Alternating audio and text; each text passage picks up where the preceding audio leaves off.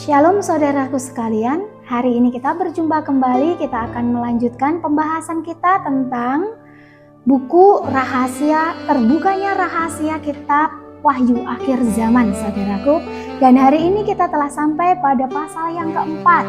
Dan judul perikopnya adalah ke-24 tua-tua dan keempat binatang. Saya akan bacakan saudaraku. Kemudian daripada itu aku melihat sesungguhnya sebuah pintu terbuka di surga, dan suara yang dahulu yang telah kudengar berkata kepadaku seperti bunyi sangkakala, katanya, naiklah kemari dan aku akan menunjukkan kepadamu apa yang harus terjadi sesudah ini.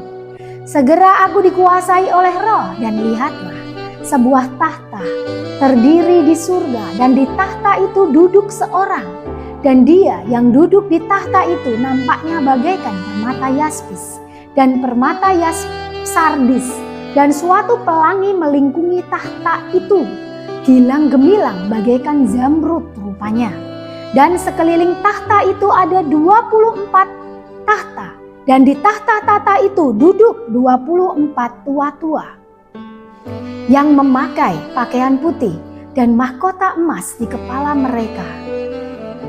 Dan dari tahta itu keluar kilat dan bunyi guruh yang menderu, dan 7 obor menyala-nyala di hadapan tahta itu. Itulah ketujuh roh Bapa Yahweh. Dan di hadapan tahta itu ada lautan kaca bagaikan kristal di tengah tahta itu, dan di sekelilingnya ada 4 makhluk penuh dengan mata di sebelah muka dan di sebelah belakang.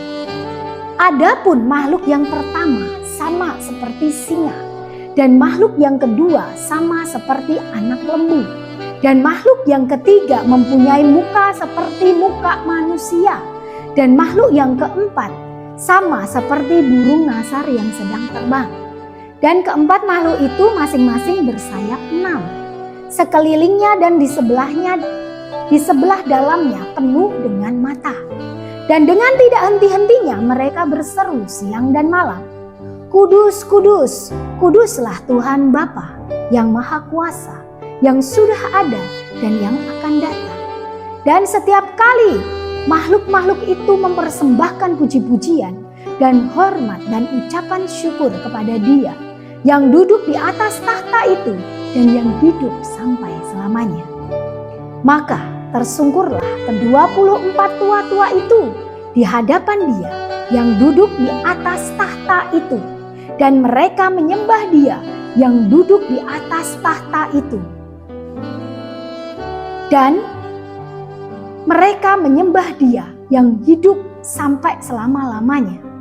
Dan mereka melemparkan mahkotanya di hadapan tahta itu sambil berkata, Ya Tuhan dan Bapa kami, Engkau layak menerima puji-pujian dan hormat dan kuasa, sebab Engkau telah menciptakan segala sesuatu, dan oleh karena kehendak-Mu semuanya itu ada dan diciptakan.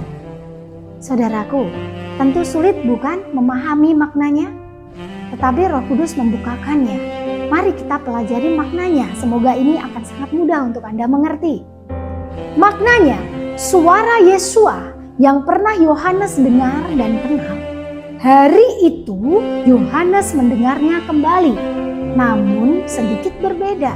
Mengapa? Karena versi kali ini yang Yohanes dengar lebih kuat, lebih keras, lebih tegas. Maka disebutkan Yohanes seperti mendengar bunyi sangkakala. Bisa membayangkan? Nah, naiklah kemari. Demikian perintah Yesua. Karena Yesua akan menunjukkan kepada Yohanes apa yang akan terjadi di masa depan, yaitu peristiwa-peristiwa yang akan terjadi di zaman akhir ini. Kemudian Yohanes melihat keindahan tahta Bapa Yahweh. Dikatakan pelangi melingkungi tahta Bapa Yahweh. Ya, pelangi melingkungi tahta Bapa Yahweh. Nah, saat Bapa Yahweh selesai mendatangkan air bah pada zaman Nuh, maka Bapa Yahweh berjanji kepada Nuh untuk tidak mendatangkannya lagi. Ya, jadi Bapa Yahweh itu sudah berjanji kepada Nuh tidak akan mendatangkan malapetaka yang sama untuk memberi teguran dan peringatan kepada manusia, saudaraku ya. Jadi ini harus Anda ingat bahwa Bapa sudah berjanji untuk tidak mendatangkan malapetaka berupa air, ya, baik air bah, baik tsunami atau apapun itu yang dari air, tidak, saudaraku ya. Lalu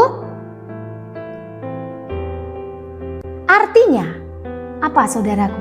Jikalau hari-hari ini dan ke depan terdapat malapetaka-malapetaka seperti pada waktu zaman Nuh, maka ingatlah, itu bukan berasal dari Bapa, ya saudaraku ya, melainkan dari mana, ya. Jadi tekankan ini, ingat ini ya. Jadi ketika nanti ada musibah yang berhubungan dengan air, semua itu bukan berasal dari Bapa, melainkan dari rancangan si jahat bersama para manusia-manusia durhaka yang hanya memikirkan kepentingannya sendiri, mencari kaya buat dirinya sendiri, menyelamatkan dirinya sendiri bersama keturunannya dan keluarganya, tidak peduli orang lain, saudaraku ya. Jadi ingat, Bapa loh yang mengatakannya, saya tidak mengarang ya. Dan sekeliling tahta itu ada 24 tahta yang duduk 24 tua-tua memakai pakaian putih dan mahkota emas. Apa artinya, saudaraku? Artinya hal tersebut menggambarkan keadaan di sebuah tempat yang kita sebut sebagai kerajaan surga. Jadi Yesua memberikan gambaran nih, memperlihatkan nih kepada Rasul Yohanes gitu ya. Nah, tepatnya di bagian pusatnya pemerintahan Bapa Yahweh. Ada 24 tua-tua yang menjadi kepercayaan Bapa Yahweh untuk bersama-sama memerintah dan memiliki hak untuk memberikan saran dalam mengambil keputusan-keputusan yang besar atas surga dan bumi. Tertulis di sini, Yohanes melihat 4 makhluk penuh mata di muka dan di belakang, saudaraku. Adapun 4 makhluk itu memiliki rupa seperti singa, anak lembu, burung nasar, dan rupa anak manusia. Keempat makhluk ini bertugas sebagai alat bagi Bapa Yahweh untuk mengawasi seluruh surga dan bumi, seluruh anak manusia, pagi, siang, maupun malam. Nah saudaraku, bukankah saat ini kemajuan teknologi telah diperlihatkan kepada kita ya saudaraku ya. Jadi manusia pun diberikan hikmat untuk menciptakan itu. Apa itu saudaraku? Karena fungsi mereka untuk mengawasi, mengamati, merekam, itu seperti apa saudaraku? CCTV bukan? Dan CCTV sekarang ini berkembang dengan sangat canggihnya. Jadi yang digunakan untuk merekam setiap orang yang diprogram sedemikian rupa sehingga dapat memberikan informasi, laporan untuk setiap doa, setiap permohonan, setiap perbuatan tiap orang dengan sangat detail. Tidak ada yang terlewatkan.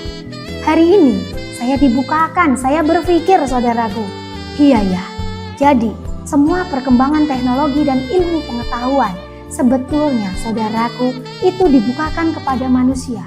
Dan iblis tahu ya, pasukan silu itu tahu, sehingga dia memperlengkapi, menambah-nambahkan ya.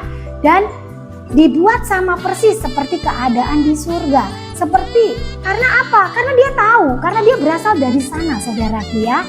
Jadi semua kemajuan teknologi ini memang betul berdasarkan hikmat yang Tuhan berikan kepada manusia untuk kebaikan manusia agar dapat semakin memuliakan Bapa Yahweh. Tetapi silu, pasukannya silu bermain di sana saudaraku ya, awalnya untuk kebaikan, awalnya diciptakan untuk support manusia, untuk memuliakan Bapa. Tetapi apa? Pada akhirnya iblislah, pasukan silulah yang mengendalikannya. Ya saudaraku ya. Maka pesan Bapa untuk para ilmuwan, para saintis, para ilmuwan yang lain ya yang berhubungan dengan itu, para ahli di dunia ini yang pintar-pintar, yang profesor dan yang lainnya, ayo bertobat ya.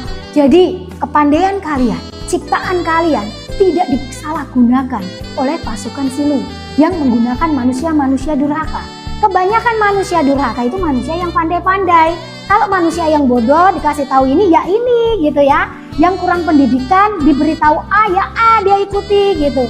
Tetapi kalau orang yang pandai akan terus mempertanyakan, akan terus menyelidiki, bahkan sampai menjadi ateis. Jauhlah itu kiranya dari kita sekalian ya saudaraku ya. Nah, kita lanjutkan lagi maknanya ya. Laporan yang diberikan untuk setiap doa, setiap permohonan, perbuatan tiap orang dengan sangat detail. Tidak ada yang terlewatkan. Oleh sebab itu banyak pendoa syafaat yang melihat penglihatan, diperlihatkan ya. Seperti saya dulu waktu menerima kitab ini diperlihatkan apa-apa saja yang terjadi. Ya seperti tayangan slide begitu dan kita tinggal nonton ya saudaraku. Dan sekarang sudah ada di dunia nyata ya. Nah terdapat tata cara tersendiri yang telah ditetapkan ketika makhluk-makhluk ini hendak menyampaikan laporannya. Maka mereka akan terlebih dahulu menyampaikan salam dan mengagungkan Bapa Yahweh.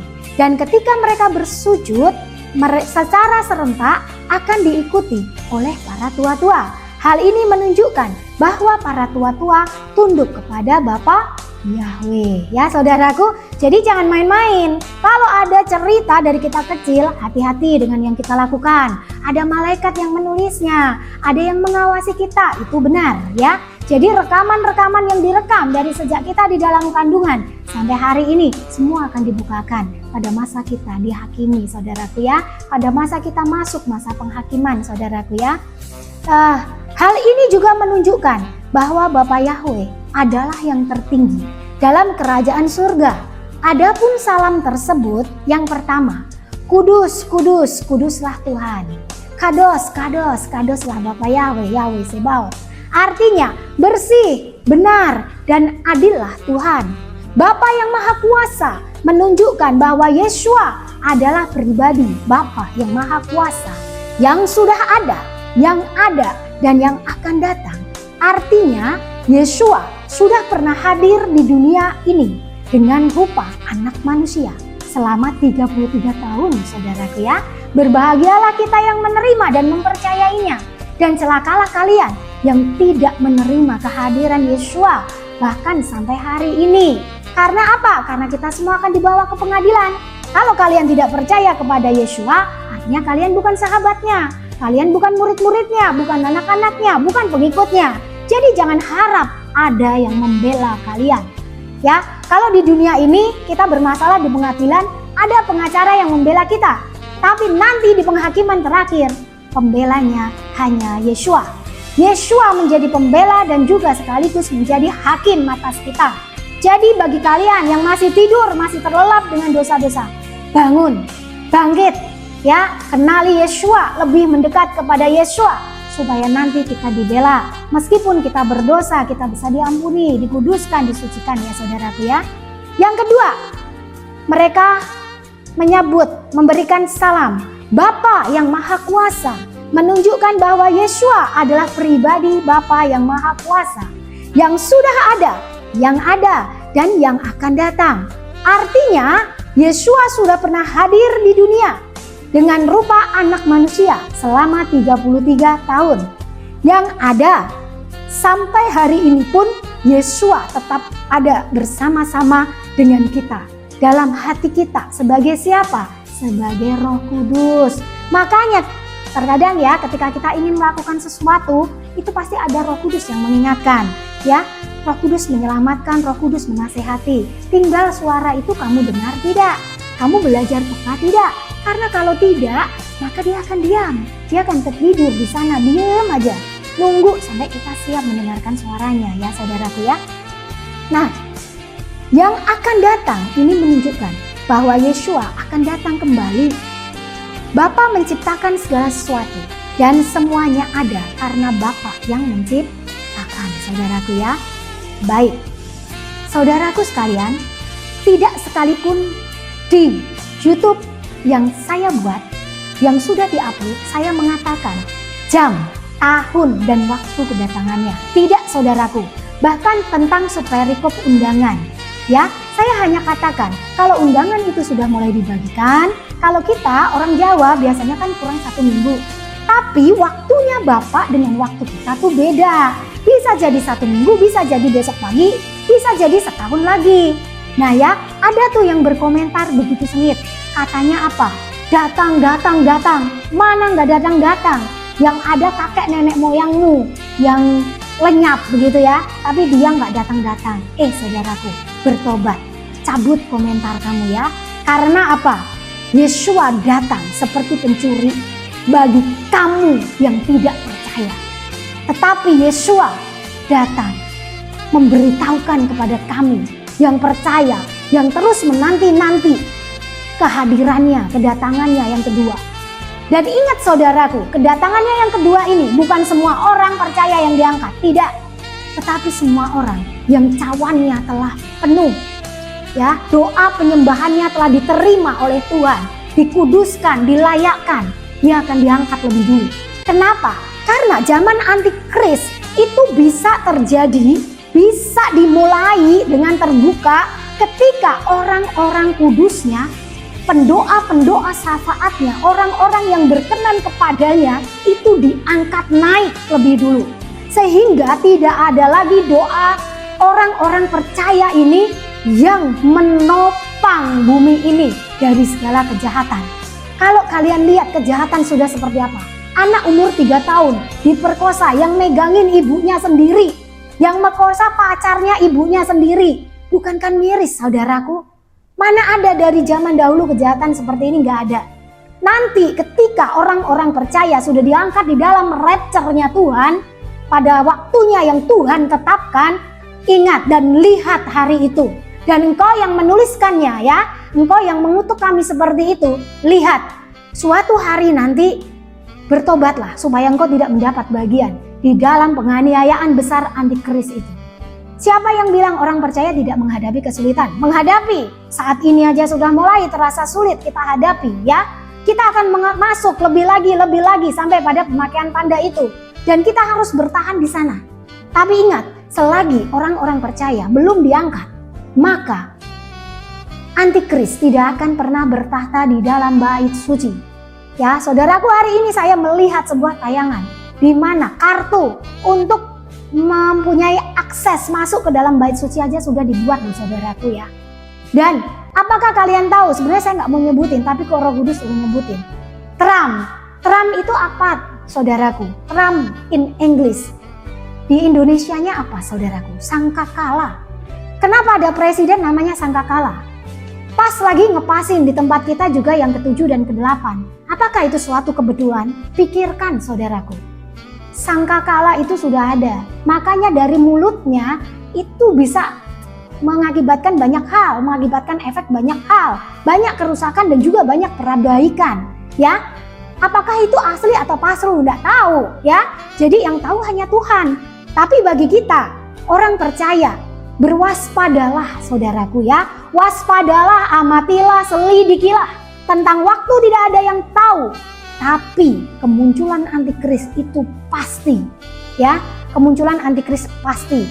Dan satu hal, yang bertahta di dalam bait suci nanti bukan Yeshua dulu. Yang bertahta itu antikris dulu. Ya saudaraku. Jadi pada waktu Yeshua datang, Yeshua itu mengangkat orang-orang percayanya dulu. Antikris duduk di sana di tahta memerintah saudaraku ya. Itu yang perlu kalian tahu. Nanti ketika dia berperang bersama Yeshua, Yeshua mengalahkannya, barulah saat itu masuk Yeshua yang menang dan masuk ke dalam masa damai ya. Jadi jangan salah. Saya pernah itu ya, ada yang bicara sama saya ini keturunan Israel katanya gitu, dan saya ini termasuk bagian dari salah satu imam itu. Waduh, kalau Anda adalah salah satu imam di bait suci itu dan di masa antikris, artinya Anda bukan berasal dari Yesua. Ngerti ya? Jadi jangan mengatakan itu lagi, tetapi mendekat, bertobat ya, mendekat kembali kepada Yesua. Karena kalau engkau darinya, engkau tidak akan jadi bagian dalam imam-imam pada waktu antikris itu ada, ya. Karena dia akan dilenyapkan semua oleh Yesua. Baiklah, saudaraku sekalian, pelajaran kita hari ini tentang itu ya, dan yang disuruh sampaikan Roh Kudus juga itu, ya, saudaraku ya. Jadi bagi kalian, saya ini hanya membahas persis seperti kitab Wahyu, ya, dan sesuai makna yang Roh Kudus berikan kepada saya. Kalau Anda ingin belajar lebih lanjut, kita nanti bisa buat kelas Zoom sendiri, tetapi setiap kelasnya tidak banyak orang ya. Jadi yang mendaftar duluan itu nanti yang kita akan masukkan, dan kita tunggu waktunya ya, waktunya dengan tepat. Kalau untuk live di YouTube saya belum bisa karena subscribernya belum mencukupi. Jadi jika Anda menginginkannya, maka bantulah kami ya. Sudah ada hampir 500 orang dalam channel kita ini yang menjadi subscriber. Dari 500 orang, ayo gerakan jempolmu, gerakan jari-jarimu menjadi duta-duta kerajaan surga untuk menyambut kedatangannya. Supaya kita bisa nanti bahas firman Tuhan di live, saudaraku ya. Dan untuk yang merasa tidak puas, mari belajar lagi lebih dalam ya. Mari belajar lebih dalam. Dan untuk saudara-saudaraku yang melihat komen-komen, karena ini ada masa penghujung akhir zaman, jangan ada yang menyesatkan, sehingga kalau Anda melihat komen yang bisa menyesatkan pikiran saudara-saudara kita yang lainnya, mari kita murnikan, saudaraku ya. Ambil bagian di sana, karena saya pun selalu melayani penuh waktu tuh. Sibuk sekali, seperti hari ini tadi kami baru sampai di tempat kami setelah pelayanan dan kami memenangkan jiwa-jiwa. Tuhan beri kemenangan dengan luar biasa, saudaraku ya. Tahu-tahu didatangkan, tahu-tahu mau terima Yesua HaMasyiah, luar biasa saudaraku ya. Dan kami sampai tidak istirahat ya, dari jam 4 pagi sampai malam, kemudian pagi kami perjalanan kembali ke tempat kami lagi, jam 10 baru sampai di tempat, baru bisa istirahat, jawab semua WA yang masuk, chat yang masuk, baru istirahat sebentar, baru sore ini kita bisa membuat video YouTube lagi, saudaraku ya. Tolong kami, bantu kami ya, bantu kami untuk melihat komentar-komentar dan bagikan pesan firman Tuhan yang membangun, yang sesuai dengan Alkitab. Begitu pula awasi pengajaran yang saya sampaikan dari buku yang saya bacakan maupun tambahan-tambahan secara otomatis yang diberikan Roh Kudus lewat bibir dan mulut hambanya ini, saudaraku ya. Karena kita harus saling mengawasi. Kami terbuka sekali untuk kritik dan saran Anda yang membangun dengan bahasa yang santun. Terima kasih, Yesua HaMasyiah memberkati. Salam untuk saudara sekalian. Kiranya saya tergerak untuk berdoa ya. Bapa Yesua HaMasyiah, kami berdoa untuk saudara-saudara kami yang saat ini sedang berbeban berat, yang saat ini bergumul dengan sakit penyakit. Hari ini hamba-Mu katakan, mereka semua disembuhkan dengan bilur-bilur-Mu, dengan kuasa-Mu Tuhan. Dan yang sedang ragu-ragu, dan yang masih Tuhan terkungkung, terbelenggu dalam dosa-dosa mereka, hari ini hamba minta Roh yang kudus, yang berkuasa dari Yesua HaMasyiah membebaskan saudara-saudara kami ini. Kami percaya Tuhan, di dalam nama Yesua HaMasyiah, berkat-Mu atas umat-Mu terjadi. Engkau mengumpulkan Tuhan umat pilihan-Mu, membawa mereka masuk ke dalam ruang kudus-Mu Tuhan. Dan kami percaya selama kami masih bernafas, Engkau bukakan pintu-pintu berkat-Mu untuk saudara-saudara kami yang menonton channel YouTube kami. Berkati mereka Tuhan, berkati segala yang dibutuhkan, dan sembunyikan mereka untuk setiap strategi-strategi dari si jahat. Biarkan kami boleh mengetahuinya dan menelanjanginya sehingga kami tidak terjebak. Terima kasih Tuhan. Semuanya kami serahkan di dalam nama Yesua HaMasyiah kami berdoa. Amin. Haleluya. Yesua HaMasyiah memberkati kita sekalian. Amin.